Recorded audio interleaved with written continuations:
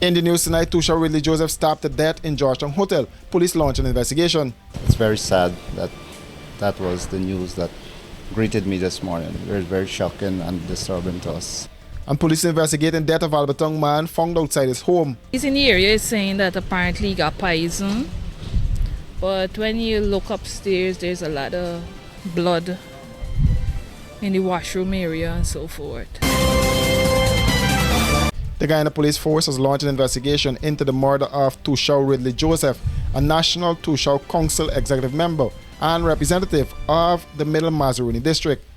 Joseph was discovered dead in a room at the Signature Inn Hotel located on Luluni Street in Queenstown, Georgetown.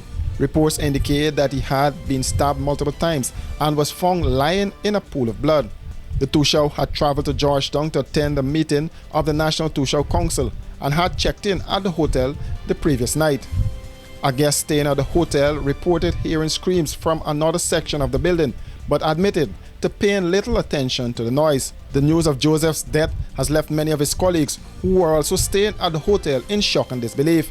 Chairman of the National Toshia Council, Derek John, expressed his sorrow, describing Joseph as a dedicated leader with immense potential.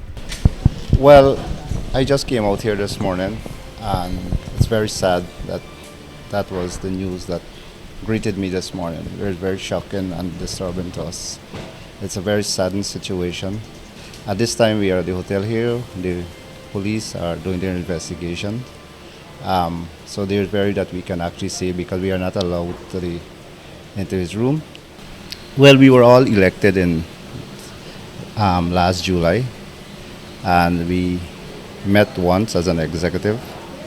And so far, it's, we realized that Toshia was a very dedicated leader. He had a lot as a good leader, a lot of good potentials. We saw it with him, even though that we didn't have much association with him because, as I said, it was only once we met as an executive. And because of the geographical spread out, it's very hard for us to connect on a daily basis. But I think that Toshia was a very good family person. He was soft-spoken, and you could have seen his desire there to lead his community and also contribute at a national scale as it relates to indigenous people's rights and their development. Well, this would be our second executive meeting for the year, and we had planned to begin our meeting today and also close out for the year 2024. And unfortunate that this happened. The police have launched an intensive investigation conducting fingerprint analysis and reviewing CCTV footage from the area. The body has been transported to the Memorial Gardens Funeral Home, where a post-mortem examination will be conducted to determine the cause of death.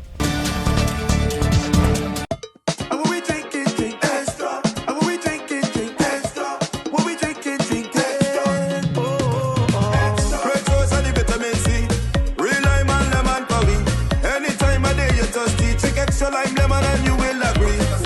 Extra lemon and lime, it's the two combined. It's one of a kind. Extra lemon and lime. Extra. And when we drink it, drink extra. And when we drink it, drink extra. When we drink it, drink extra. Hey, well if you're in the party or line, I don't like it from the first time. When you see the two, they combine. It's a drink and taste, you will never decline. Extra lemon and lime, it's the two combined. Extra lemon and lime. Extra lemon and lime. Taste the citrus in every sip.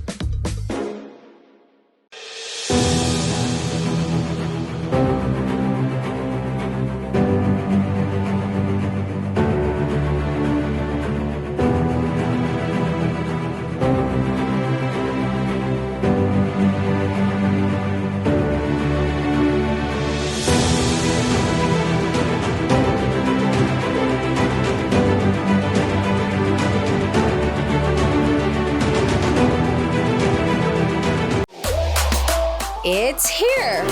Igloo Ice Cream Fruit Bars. 4 mouth-watering flavors.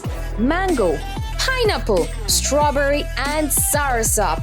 A beautiful combination of real fruit and igloo ice cream. Go old school with Fluty Popsicle. classic flavors, and refreshing goodness. Available at Igloo outlets and all your favorite shops.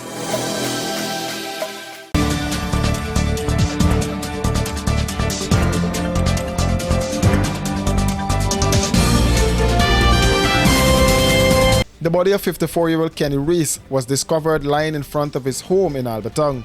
Police have launched an investigation into the circumstances surrounding his death and have reportedly collected food samples as part of their probe. Makeda Otkirk, a cousin of the deceased, stated that she is uncertain about how Reese met his end, but noted that there is some speculation surrounding the incident. And she was telling me that they heard that Kenny's lying in front of the yard with blood oozing from his mouth. So I came down, and when I came down, I saw he was lying there. But everybody's in the area is saying that apparently he got poison. But when you look upstairs, there's a lot of blood in the washroom area and so forth. Very sad situation, very, very sad. She explained that the police collected samples of the food he was eating before he died. The officers were dressed in protective coveralls. There's some food there that they take for sample, but I'm not sure. We actually all born and grow back there.